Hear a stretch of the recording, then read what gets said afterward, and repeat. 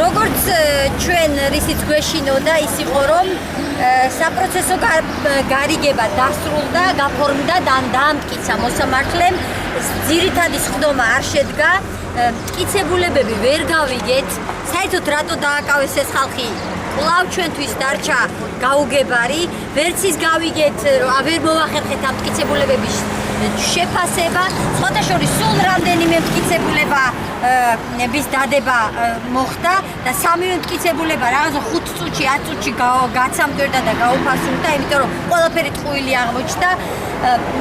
ჩვენ ძალიან ჩვენთვის როგორც მოქალაქისთვის ეს ღირსების შემლახველია, იმიტომ რომ ფაქტობრივად შეუძლებელია გავიგოთ რატომ დააკავეს ჩვენი კოლეგები.